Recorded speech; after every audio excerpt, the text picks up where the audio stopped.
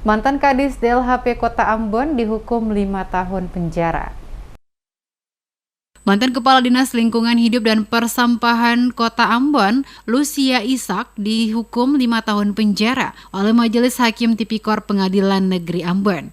Lucia dinyatakan secara sah dan meyakinkan terbukti bersalah dalam kasus korupsi penyalahgunaan anggaran BBM di Dinas Lingkungan Hidup dan Persampahan Kota Ambon. Dalam persidangan dengan agenda pembacaan putusan yang digelar di Pengadilan Negeri Ambon Jumat 10 Februari, Majelis Hakim yang dipimpin Roni Felix Wisan menyatakan terdakwa Lucia Ishak terbukti secara sah dan meyakinkan melakukan perbuatan tindak pidana korupsi secara bersama-sama. Selain hukuman badan, terdakwa juga dihukum membayar denda sebesar 300 juta rupiah. Hukuman lainnya membayar uang pengganti sebesar 475 juta rupiah. Apabila tidak mengembalikan, maka akan diganti dengan pidana penjara selama 1 tahun dan 2 bulan penjara. Wisan mengatakan perbuatan terdakwa terbukti melanggar pasal 2 dan pasal 3 Undang-Undang Nomor 31 Tahun 1999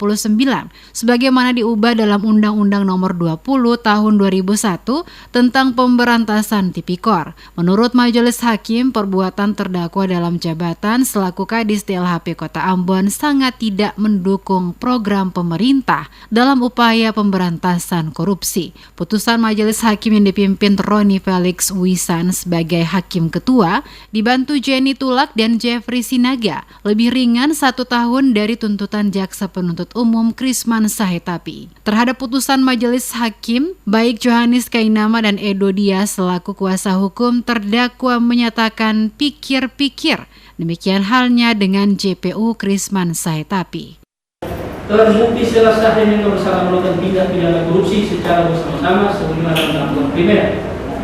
2. Menjatuhkan pidana kepada terdakwa Lucia Ishak hal karena itu dengan pidana penjara selama 5 tahun dan denda sejumlah 300 juta rupiah dengan ketentuan apabila denda tersebut tidak dibayar dengan pidana kurungan selama 4 bulan.